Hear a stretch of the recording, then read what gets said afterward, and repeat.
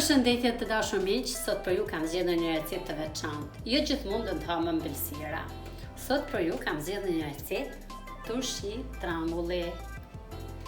Unë I kam heqë në baçën time, prandaj kanë këtë formë që pe shikoni, po ti kishim blerë në dyqan, do të ishin të gjithë njësoj. Do të kemi parasysh diçka. Ne do të bëjmë turshi që t'i ham të freskëta, pra. Nuk do të bëjmë turshi t'i konsumojmë që t'i ruajmë për një kohë të gjatë. Prandaj sasia kripës do të jetë më limituar, njëkohësisht edhe fetat që do ta pres trangullin do të jenë më të holla sepse do të vinë për një kohë shumë të shkurtër, do të bëhen shumë shpejt pra. Heqim majën e trangullit dhe bishtin dhe do t'i presim në feta të holla siç më shikoni mua pra, sepse vinë më shpejt, bëhen më shpejt pra.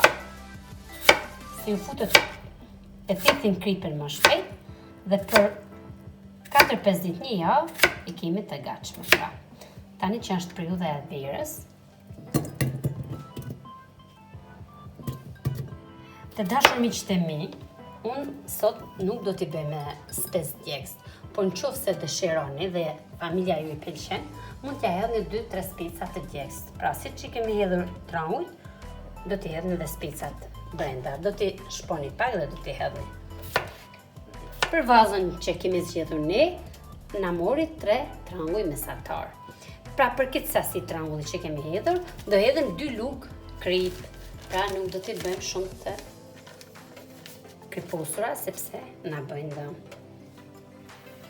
2 lugë krip gjille. Shikoni sa shpejt pra bën turshit, që ne shumë herë nuk I kemi në shtëpinë tonë dhe I duam të konsumojmë dhe direkt nuk do të bëjmë asgjë, ujin që kemi të pastër do ta hedhim direkt turshive, pra nuk do ta azim ujë fare. Është një recetë që bëhet shumë shpejt. Dhe për periudhën e verës që jemi tash, që është edhe vap, këto për një javë I kemi të gatshme për t'i shërbyer.